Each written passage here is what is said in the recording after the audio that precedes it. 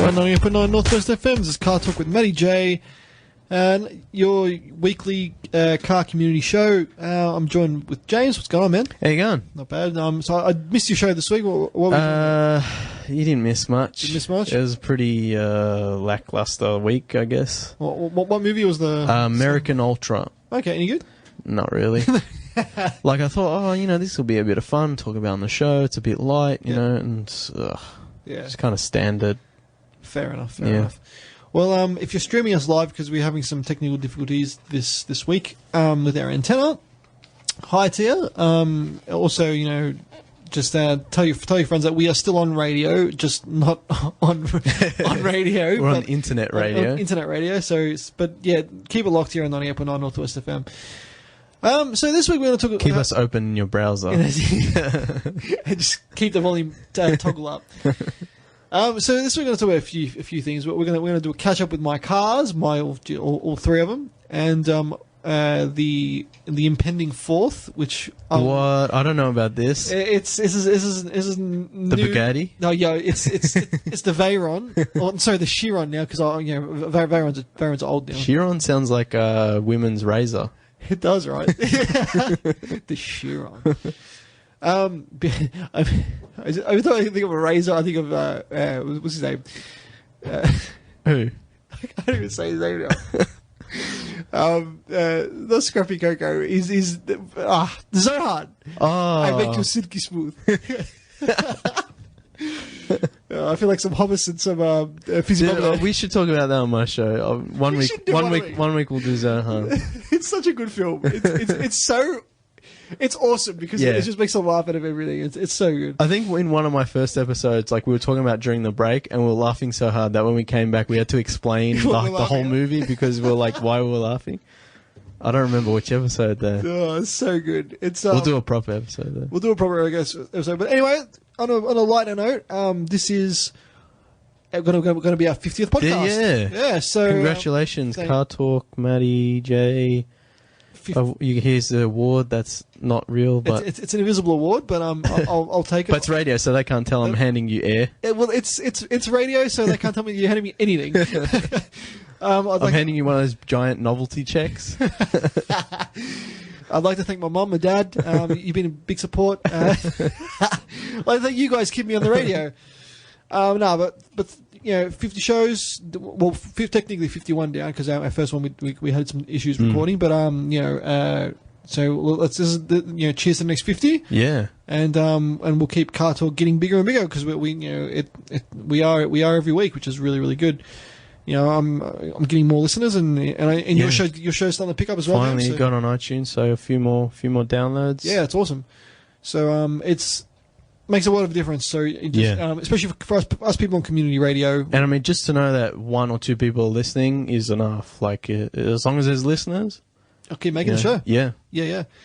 And even there's not, I'll probably still making it because it's a laugh just to hang out on Tuesday night. And just be on radio and kick back and that. As the hectic say these days. Well, I'll get to this new car. Well, the mystery car. The mystery car. So basically, what's happened is, you know Anthony Falk and oh yeah. I remember you telling me. Yeah. Well, I've kind of joined in with their race car. So they've bought a '91 Toyota Paseo, quote unquote race car. Quote unquote race. It's pretty much your grandpa spec Paseo. It's a 5-speed manual, but we're going to enter it in the Nugget Nationals. Yeah. So what the Nugget Nationals are is your engine has to be 1.5 liters or less. So it's like the slowest cars in the world, and it's just a race series for these Nuggets. So I can't wait. It's gonna be great. So I've chipped in for that. There's nothing like watching a low speed race. Oh yeah, I mean it's it's gonna be so funny to watch this car's not moving. Well, dude. The end of next month is their first race day. Yeah. So you're gonna come. I don't care. Oh yeah. And you're gonna be like, "What the hell is this?" But it'll be fun. It'll be a good laugh, and I'm looking forward to it. So that's kind of like, well, it's not officially in my possession, but it's I've chipped in for it. So it will be part of the I guess. Technically, on a technicality, I've got a part share in a fourth car. Well, you'd have 3.5, maybe. and a quarter. But yeah, that should be fun. So it's just a basic, a little white 1.5, 5-speed. So far, we've got some mods for it. We've got some H&R springs, steering. We've got a new steering wheel. Obviously, I've got to have a. So like, it doesn't have to be stock, but it just has to be a low. Yeah, it just kind of any like engine rule mods. Yeah. It's just but we're gonna make it really handle well. So we've bought like some cheapy DIY wreckers wheels. So some alloys from there. And we're just gonna wrap them in some decent tires. We've got some H&R springs. Yeah. We've bought a steering wheel and boss kit, like to with the center line, so we can see when we're racing, because it's a legit race car. Obviously the cam spec, fire extinguisher, just to tidy up. We think we're going to go stupidly loud with an exhaust just for a laugh. You have to make people think it's got a good engine, and it doesn't go anywhere. So yeah, we're gonna that's the next step. But we're also going to think about sway bars and strut bracing and just handling mods to get it to, because it's a Nugget. It's not going to go fast in a straight line, but if we can carry speed through corners, it's going to be killer. Okay, so it's not just drag racing. No, it's like a track. It's a track. Okay. Yeah. So the first race is at Winton. On the 30th of next month, which is pretty exciting. Then the day after is my graduation, so hopefully I don't die die in a low speed crash. Low speed crash. Student teacher dies in low speed. Look, I think it's break time, so we're going to go to our first break of the night. We're going to go to a song by Foxes. The song's called Let Go for Tonight. So I'll see you on the other side of this. You're back on 98.9 Northwest FM. This is CarTorque with Matty J. So I'm still in the studio with James from Man vs. Movies. So we just finished talking about my kind of chip in of a race car, the Nugget. We've got a name for it. It's called the Pass Nuts. What? It's Paseo for some reason. We just put nuts at the end. I don't know why. And it's got like, you know how like the Mercs got the plate boob. It's got BOB3. So it's like a we call it Bobby. So Bobby the Pass Nuts is its full name. Oh jeez, it's embarrassing. But anyway, I wonder what your next car, what the license plate will be. Dude, who knows at this rate? It's getting worse every time. But anyway, onto the Merc, onto the big beast. As I was mentioning a few weeks ago, I had to get it fixed from the oil transmission oil cooler and stuff. So that got done, and then I didn't have the car for about a month because parts and all that stuff. So I got it back, and I drove. I picked it up from the transmission joint and started driving it home, and I got about a K, if that, and the car died. Oh, Jesus. So I'm like, okay, and I'm trying to start it, wouldn't start. I'm like, oh crap, and I started on and off, and then it kicked over and it died again, and I went to start again, and the battery died. So then I couldn't go anywhere. So I had to call a tow truck, and I got taken to my mechanics, and because it was sitting at the transmission joint for a while. My mechanic had a look, and he's like, well, older car, the plugs kind of clogged up because it was just driven in and out of the when it's cold, and when a car runs cold, it uses a lot more fuel, and so the plugs got all pretty messy. So he chucked this new set of plugs in there, which wasn't cheap, on my dad's, and so it's I've been driving that fine. Actually, I picked it up a couple of weeks ago, and now it's all right. and it's great now, dude. Honestly, that car, the more and more I drive it, I'm falling in love with it. It's so weird. I never thought I'd fall in love with like an old 80s Merc. It's pretty nice though. It is pretty nice, but like, I mean, it's like, I'm not falling in love with it because of what it is. I'm falling in love with it because of what it does. I mean, it's how it feels. How it feels. It feels like a solid car. It's a really nice car to drive. It's, as I said, it's very solid, but it's very quirky as well. So, for example, it's like the more I drive it, the more I'm learning things about it. So I've put about 1,600 Ks on it now since I've owned it. When did you get it? Jeez, I've had it since like late March. Okay. Probably March. I think it was around March time. So about 4 or 5 months. Yeah, I mean, 1,600 Ks in 4 or 5 months isn't a lot, but it is a club car, so I'm not driving it. I mean, you got 2 other cars that you drive regularly. Yeah. And like 1 month it was in the shop, so, yeah, so you can guess 16 is not bad. It's not bad at all, to be honest. But yeah, so I've been driving it. I've been driving it heaps like these last 2 weeks because the laser's been in the shop, and I'll get to the laser in a minute. But yeah, so with the Merc, it's like I'm learning things about it the more I drive it, and everyone seems to love it, and I think it's got like a universal love about it. Yeah. So like for example, I picked up Vito, and he's like, "What the hell is this?" I'm like, "Oh, it's the ride, Anyway, we went. The Pimpmobile. It's the Pimpmobile. I took him to the city. We went to the city. We came back, and he's like, "I can't believe you got this car for free." he's like, "I'm so freaking jealous." He's like, "I'll give you some money for it." I'm like, "No." I'm like, "All right, I'll make you a deal." I'm like, I said, I gave him like a price, and he's like, "Yeah, I know you got it for free. Why would I pay you?" Anyway, we get to his place, and he hops out of the car. And his mum's out in the driveway, and he's like to his mum, "Can you believe he got that car for free?" And I'm like pissing myself in the car. So I guess that makes it more special. Yeah, it does. Because if you bought it like second hand or whatever, it'd be like, "Oh yeah, that's cool," but like, why did you buy it? But now it's like, "Oh, you got it for free. Who cares? It's awesome." Yeah, I mean, it's awesome, and it's insured for like $9,000. it's nuts. But yeah, it's like everyone universally loves it, and like you like it. Everyone's like, it's freaking cool. Like it's okay. I still haven't been in it actually. You gotta come for a cruise in it, man. We're gonna have to tee that up. But yeah, I've been, as I said, I've been driving in heaps, and I crap you not, it has the best turning circle I've ever used, and it's a car that's like super duper long. Yeah, and it doesn't have rack and pinion steering. It's got like a steering box. But like if you lock it, it's like the wheels. If you look on the outside, the wheels go cambered, so it can do like pretty much a perfect 360 in like a residential road. Far out. You don't have to do a 3.0. You just lock it and just do it. Turn around. It's insane. I'm like that's pretty cool. I mean, like the laser's like a quarter of the size of it, and it can't do it. Yeah. And the Falcon, well, the F6 don't even try. But yeah, it's stuff like that, and it's got a weird button you press, and the back headrests go down. That's cool. It's impressive, like because it's almost 30 years old at this point, and it's like there's more like luxury in it than most modern cars. It's got tons of tech. I mean, like especially because you got it for free. The fact that you got it free makes everything better. It totally does, and like. I was speaking to my brother about it, and I compared my laser, which is 2001 to this, and my laser was a top spec laser, so the Merc, it's got full electrics. The Merc's got cruise, the laser doesn't. Yeah.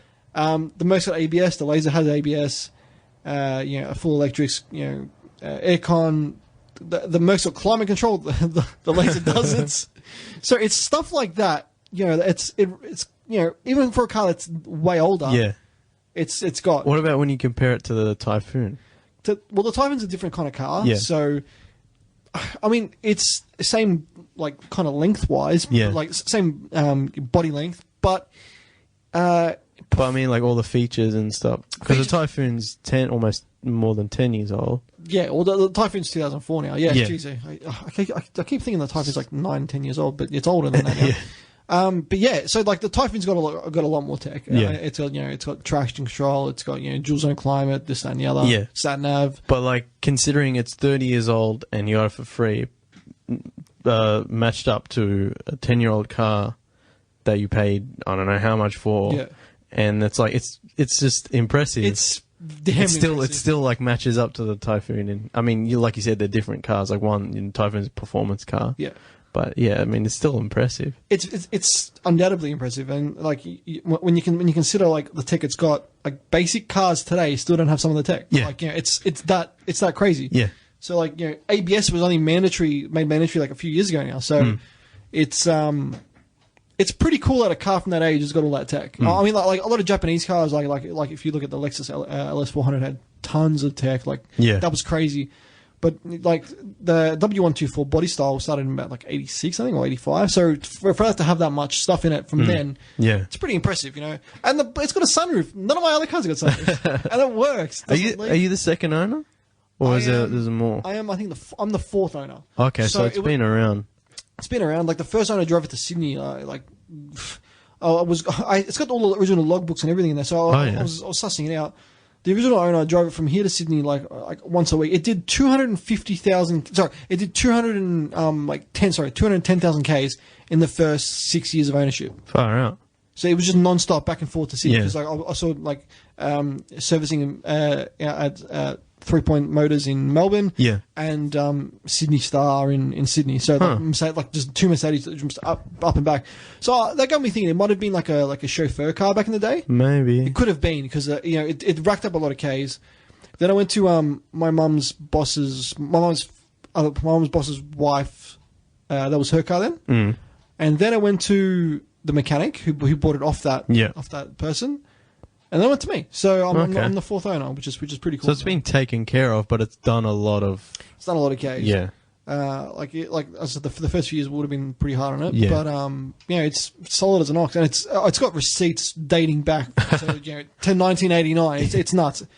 So it's been well kept. Like I kind of want to keep it as it is, but I do want to respray it just to make it look that. Yeah, it's just got a couple spots, but otherwise, like the paint's nice on it. It is nice. It's a nice color. Like obviously, I once had to think about changing, but I'm like, I like the grey now. Yeah, and it has grown on me, but yeah, I'm definitely gonna get it resprayed. Yeah, it'll tighten up because like, the body's straight as an arrow. Like it's never been hit or anything. There's no dents or anything. So it'll be good. It'll be nice once it's done. And I'm trying to make a Vini chip in because I'm saying I'll use it for the wedding purposes. Well, it's got that big badge on the front. You can tie the white ribbon. I know. Just tell her that it's so easy to put the ribbon on. We don't need it. You don't even have to hook it under the bonnet. You can just tie it on. Tie it to the Merc badge. I'm just nervous every time I see the Merc badge because I'm like, someone's gonna nick it. Yeah. They're like $80, even on eBay. Jeez. I'm like, far out. I'm like, do I just take it off and put it in the house? But yeah, look, it's been good, and the more and more I drive it, the more and more I'm falling in love with it. It's a really nice car to drive. It's sometimes it's just nice to hop in a car and put it in, and stick it in drive, and instead of like don't get me wrong, manuals I love throwing through the gears and going fast and whatnot.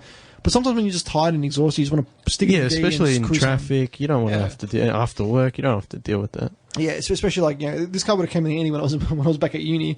Just city traffic, clutch. So every day was leg day back then. But it's only for one leg though.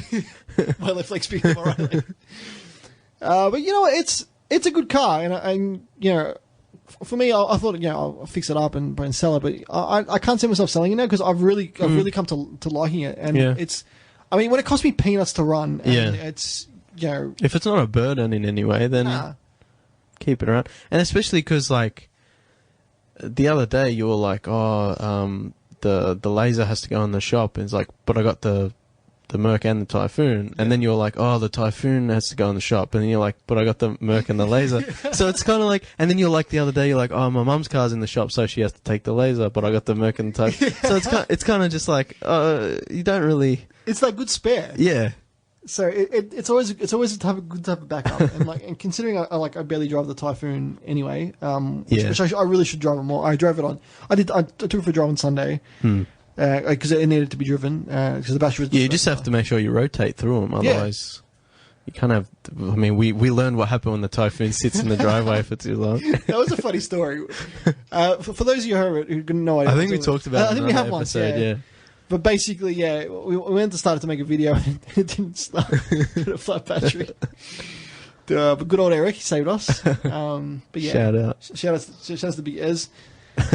But yeah, look, I'm really starting to fall for this car. So it puts a smile on my face, and like I know it's going to break, I know it's going to have issues, but it's an old car. You're going to expect that from coming up to 30 years old. So as long as I know that's going to happen, I'm easy. But the best thing about it doesn't drive like a 30-year-old car. Like it drives. Yeah, I guess that's the most important part because you don't want to be rattling around. Well, I guess some people do because they like the nostalgia. The nostalgia, yeah. But I mean, but Mercedes have never been known as rattlers. No, they've always been kind of like muscle cars. Is like you're gonna have that. You're gonna expect it. Experience, but Mercedes, even an old Mercedes, like you don't expect it to be, a death trap. Yeah, well, I mean, like everyone says to me, this like. Back like 70s, 80s, when Mercs were Mercs. Yeah. And every time I show my car to someone, they're like, these when Mercs were Mercs. And now after driving, I can see what they mean by when Mercs were Mercs. They just built tough. They built like a tank. And I spoke to the mechanic whose wife owned the car before my mechanic. Yeah. And he's I was telling him the car I was buying. He's like, oh, he's like, oh, I remember that car. He's like, they're a tank, those things. He's like, oh, I've bought. He buys his wife Mercs. Yeah. And he's like, that Merc in particular is just, is just they're built that well. They're indestructible. Yeah. And he's like, as nice as the new Mercs are, they're just not as good. But like, they're lovely cars, but they're just not built as well. Yeah. And because I was just over-engineered, like to the point of stupidity. So, but yeah, that's it's. That's my little spiel of the Merc, because we haven't talked about the Merc in a few weeks, yeah. so it's a good bit of catch up. It's the classic, like they don't make them like they used to. It is. I should make a sticker and just put it on the back. Yeah. But yeah, so I've been driving that because the laser's been in the shop. See, this is exactly what I'm talking about. So the lasers, as I think I might have mentioned on the show, my third gear synchros decided to say I don't want to be part of the car anymore. Yeah. And just won't give me third gear anymore, so it just keeps popping out. So, it's been on the shop, and my mechanic was trying to source a gearbox, and cheapest he could get was like $850. I'm like, far out. I'm like, okay, this is going to cost me an arm and a leg. I rang up some connections I had, like because I've gone to Wreckers, God knows how long. I ended up scoring a good one. Big shout out to Lynn for helping me out with this one. Had a low case, had 120,000 on it, $350. So I'm like, I'll take that. I put that in, so it's in there. Gearbox is smooth as silk now, but I'm gonna get the exhaust back box changed. Okay. So it's still there. It's still there. It's got a bit of a whistle. It's really starting to piss me off. And it's been there for like 3 years. It's gradually getting worse and worse and worse. But another mechanic, I want it fixed, and then we're like, okay, well, let's try suss it out. And we're revving, because it only happens when it's weird. It only happens when you put your foot down. And it like all the way, and it's like once the engine's really like up high, it sounds like a turbo car. And I typed in the forums, because rule number one about any car related thing: don't go to Facebook, don't go to forums, because they'll just it doesn't help. Anyway, like two people like, I could be an exhaust leak or it could be vacuum leak, but I'm like, it can't be a vacuum leak because the car's running fine and because it would otherwise be idling a bit crazy. And I'm waiting for the guy to say, oh, you've got a turbo in there. And it happened. I'm like, ha. I was waiting for that comment. Everyone's like, oh, yeah. Like, it got like 30 likes. Yeah, or just buy a new car. Yeah, that one. or don't ask us, take it to a real mechanic. I'm like, Facebook mechanics, get your stuff together, please. Because you really started to piss me off. So good, man. But anyway... So I should get the car back on either tomorrow evening or Thursday morning, depending on when my exhaust comes, because we've had to get a second-hand one again because you can't buy them new. I'm finding that the laser, like out of all the cars I've ever owned, this particular model, the SR2, parts are just like they're just obsolete for everything, and it's really it's getting really hard to get parts for it. But isn't your car so similar to mine? Shouldn't there be an excess of parts? It is, but see, the laser is the same as the Mazda SP20. Because you got the performance version. One, yeah. That's why. So it's got a lot of weird little things because like the 1.8 and 1.6 of your ones shared a lot of like interior parts and stuff. The engines were different, but it's like from the 2-liter it was different again. Yeah. So it's just finding little niggly things, and they just charge like a crap load for them. For example, like my fog lights on my car. From Ford, they were like $1,200 from Ford, like each, and second hand from Wreckers they charge $500 for them. Yeah. So I like shopped around hard, and I went to DIY, and I had one now. And I've got a spare set which I got for like peanuts, but I know how much they're worth. So if my car ever loses it, I've got a spare set. Yeah. And I've got the spare body kit as well, because the SR2 body kit was. Only came on the SR2. You're stocking up now. I'm stocking up now because I'm not going to be able to get parts for it. Yeah. I mean, because like I've spent a lot of money on the car, on the actual laser recently. It's had a new clutch. Well, that's kind of like your daily drive. It is. It takes the most punishment, I guess. I mean, I put Ks on that. I beat on it. Like I do tons of Ks on it a year. So I'm happy to spend money on a car that I know is just going to reward me and just be like, okay, it's been Old Faithful. So I mean, the last 2 years I've put new shocks in it. A few lower control arm bushings, just random things that wear and tear items.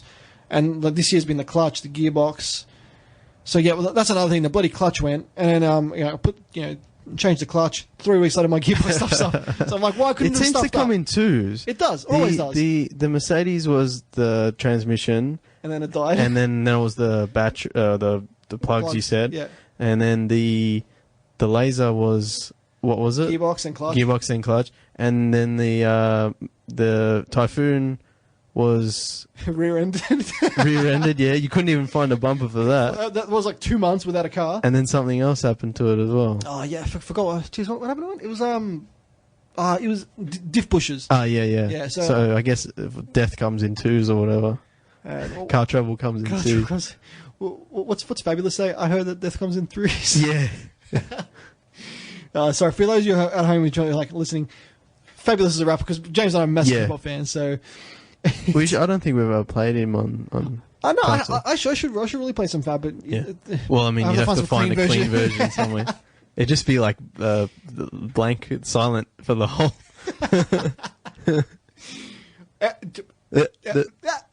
Mother.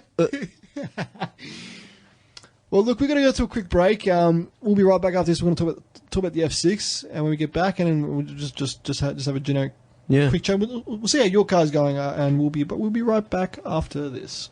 You're back on Car Talk with Matty J. That was Paris Avenue with I Want You. Classic. I thought he was saying I want juice. I want juice. I want juice. Dun, dun. I want you to want me too. I like orange juice.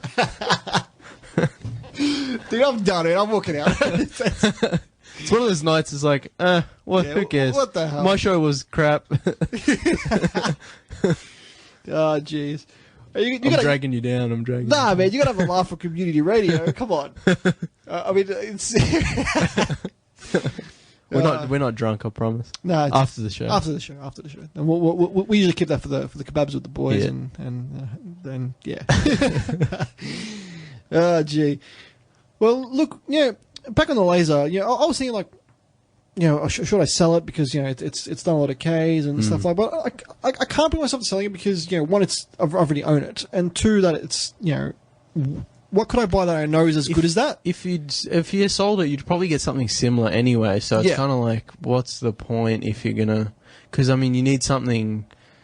Because your other cars are not really.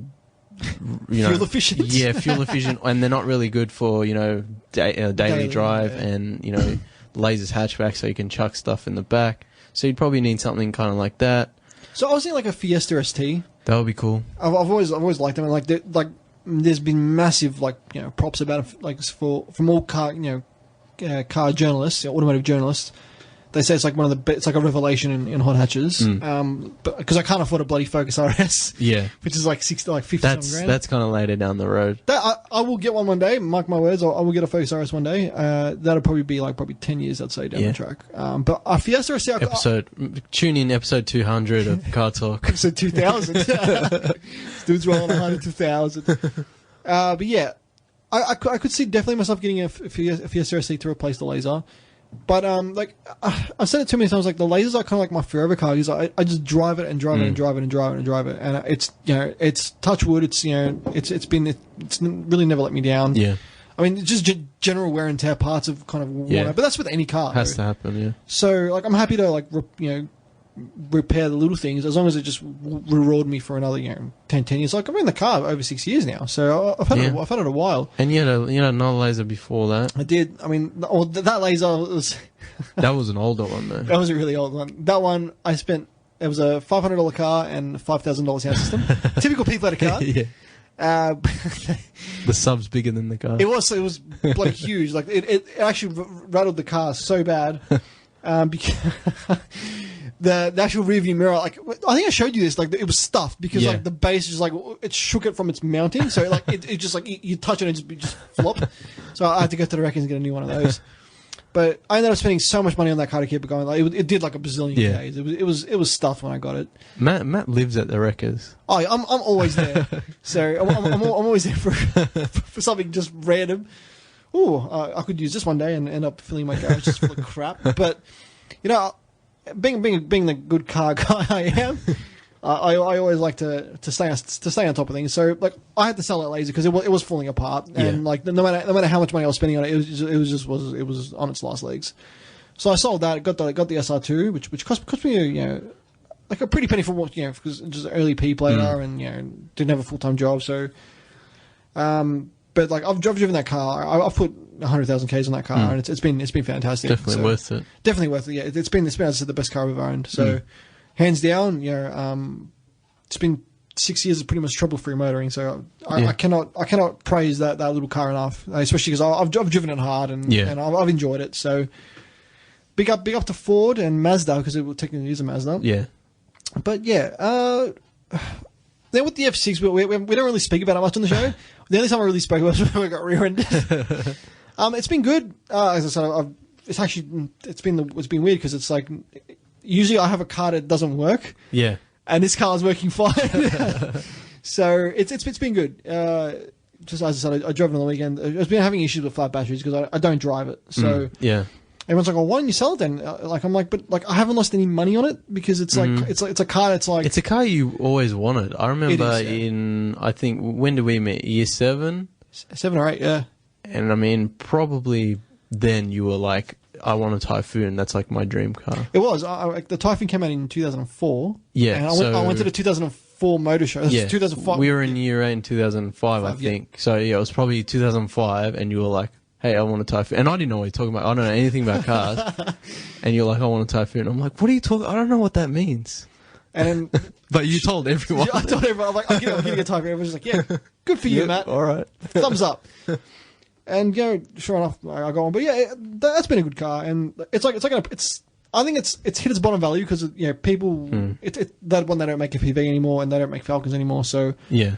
It's in really good condition. It's not, it hasn't been molested or anything. So the one you got is it's limited. It's really rare because it's like the really really early ones. Yeah. So there was like only 300 of them made. Yeah. So I mean, it's good in one way. It was really rare, but it's bad. Yeah. Like parts are just like that's like, the as thing. I found with my. It's hard to it's hard to maintain, but it's possible. I mean, I don't know if it'll become a collector's item, but I mean, it could be. I mean, look, real talk because. You look at older Ford performance vehicles, especially in Australia, like old performance Falcons. They're worth quite a lot of money. So, and like the time we kind of revolutionised the game here in Australia, like you didn't have to have a big V8 to be quick. And like look, basic maintenance parts on it, like it's cheap as because it's a Falcon. Yeah. But like when you get to FPV specific parts, like the body kit and different bits here and there. It gets pricey. So, I mean, but that's with any like kind of obscure car. Well, it's the same. You were talking about the laser. Yeah. It's like it's a Mazda, so you can get parts from that. Yeah. But because it's SR2, it's like, well, now you got all the little bits and pieces that are only for that. I mean, but that's the fun of being a car, like a motoring enthusiast, I guess, because like. Like, for example, I was just mentioning about the Fiesta ST. Yeah. That's like the performance version of the Fiesta. And there's a bazillion Fiestas on the road, but like every time you see an ST, you're like, oh, that's an ST, because you don't see them often. So I know when I get a Fiesta ST, I'm going to have the same issue again. Yeah. I was digging myself into that grave. It was like, I might as well just buy a bloody Camry or a Corolla, and there's a bazillion of them. But yeah. That's what I like. That's why I just want a Rex. I'm like, there's so many Rexes in Victoria. I'm like, it must be easy to find parts. Yeah, I mean, Rexes are one of those cars that, like, because they're so popular, like, they'll always be popular, WRXs. Yeah. There's always going to be parts for them. So, as long as you know where to look. I mean, like, look, Alan from Alan on the shows. Well, Alan's got one, so I can talk to him. And then you're the car guy. So anytime there's anything with my car, I'm like, I'll call Matt. Because he'll know. That's why, like, I don't know anything about cars, but listen to the show, and I'm like, I understand. I pick up things. There we go. But yeah, look, I reckon you'd consider WRX really fun because it's one of those cars you've always liked WRXs. One, and two, they're pretty. I mean, the Subaru, they're pretty reliable. Yeah, reliable. So, you can find parts. Like you said, they're popular, but I feel like. When you see one, it's still nice to look at. 100%. Like, it's not a car, there's so many on the road that you get bored. It's not a Toyota 86, which you see everywhere. Yeah. With the JDM sticker on the back and like fake rotor wheels. But yeah, it's like WRXs are cool because Well, as a few weeks back, we were talking about coal cars. It's essentially a massive coal car because, you know... Well, like, they're so popular, I didn't think it'd be a cult car, but you were saying, I think, in the US, they're not that popular. I mean, in the US, they're popular, but not as popular as not they as are here, here. Yeah. Here it's crazy. Because here, like, the Rex became, like, you know, it was like the ultimate, like, it was like a Ram-rated getaway car. Yeah. And, because we get the WRX before America. Okay.